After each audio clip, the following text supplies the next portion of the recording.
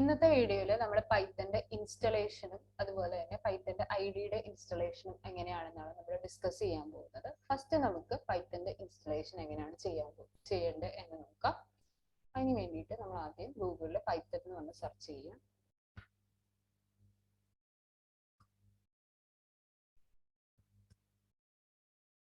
So first വരുന്ന site Python എന്ന് search ചെയ്യുമ്പോൾ ഫസ്റ്റ് വരുന്ന സൈറ്റും python.org സെയിം തന്നെയാണ്. ഇപ്പോൾ സെയിം സൈറ്റ് തന്നെയാണ്. പൈത്തൺ സെർച്ച് ചെയ്താലും നിങ്ങൾക്ക് ഫസ്റ്റ് വരുന്ന ലിങ്കും python.org-ൻ്റെയാണ്. python.org സെലക്ട് ചെയ്യുക.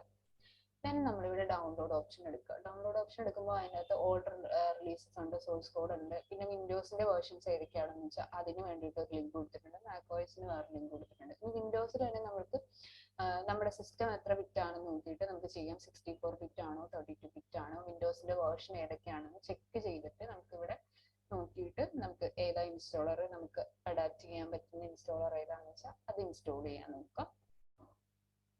അല്ലെങ്കിൽ ഡൗൺലോഡ്സിൽ തന്നെ ഏറ്റവും ന്യൂവസ്റ്റ് വേർഷൻ ഓഫ് വിൻഡോസും അതുപോലെ തന്നെ 64 ബിറ്റും ഒക്കെ ആണെങ്കിൽ നമുക്ക് ഈ ഒരു വേർഷൻ തന്നെ ഇൻസ്റ്റാൾ ചെയ്യാവുന്നതാണ്. ഈ ഒരു വേർഷൻ ഇൻസ്റ്റാൾ ചെയ്യാൻ വേണ്ടിയിട്ട് ജസ്റ്റ് ഇതിൻ്റെ അകത്തുനിന്ന് ക്ലിക്ക് ചെയ്യുമ്പോഴത്തേന് നമുക്കിവിടെ ഡൗൺലോഡ് ചെയ്യാം. ഡൗൺലോഡ് ആയി കഴിയുമ്പോഴത്തേന് അത് ഓപ്പൺ ചെയ്ത് നെക്സ്റ്റ് അടിച്ച് കഴിയുമ്പോഴത്തേന് നമുക്കത്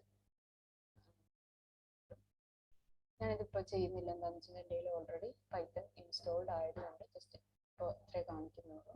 നിങ്ങൾ ഇൻസ്റ്റാൾ ചെയ്യുന്ന സമയത്ത് എന്തെങ്കിലും ഡൗട്ടോ കാര്യങ്ങളോ ഒക്കെ വരുവാണെങ്കിൽ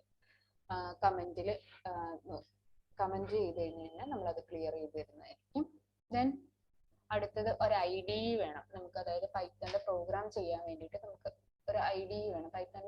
പൈത്തൻ്റെ സോഫ്റ്റ്വെയർ ഇതിൽ തന്നെ നമുക്കൊരു ഐഡിയിലുണ്ട്. പക്ഷെ അതല്ല, നമുക്ക് വേറൊരു കോഡ് എഡിറ്റർ വെച്ചിട്ട് നമുക്കൊരു കോഡ് എഡിറ്റർ വേണം പൈത്തൺ പ്രോഗ്രാം ചെയ്യാൻ വേണ്ടിയിട്ട്. അതിനുവേണ്ടി മെയിൻലി പൈത്തണിന് വേണ്ടി മെയിനായിട്ട് യൂസ് ചെയ്യുന്ന രണ്ട് ഐഡീസ്, ഒന്ന് വിഷ്വൽ സ്റ്റുഡിയോ കോഡ്, രണ്ടാമത്തെ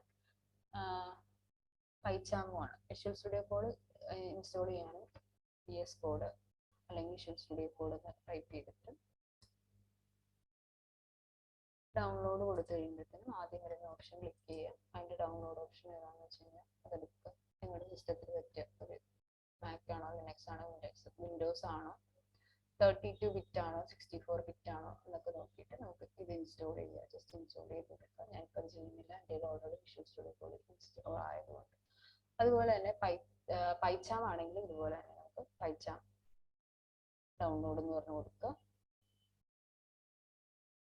ഇതിനകത്ത് നമുക്ക് രണ്ട് ഓപ്ഷൻസ് ഉണ്ട്. ഒന്ന് പ്രൊഫഷണലും ഉണ്ട്, രണ്ടാമത്തെ കമ്മ്യൂണിറ്റി ഉണ്ട്. പ്രൊഫഷണൽ എന്ന് പറയുന്നത് പെയ്ഡ് ആണ്.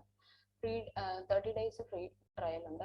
അതെടുക്കണമെങ്കിൽ അതെടുക്കാം. അല്ലെങ്കിൽ ഫ്രീ ഓപ്ഷൻ ആയിട്ടുള്ള കമ്മ്യൂണിറ്റി ഓപ്ഷൻ ക്ലിക്ക് ചെയ്യാം. ദെൻ വരുന്ന നെക്സ്റ്റ് ഓപ്ഷൻ അത് ഇൻസ്റ്റാൾ ചെയ്തിട്ട് ജസ്റ്റ് നെക്സ്റ്റ് അടിച്ചു കഴിഞ്ഞാൽ നമുക്കത് നമ്മുടെ സിസ്റ്റത്തിൽ ഇൻസ്റ്റാൾ ആക്കിയിട്ട്.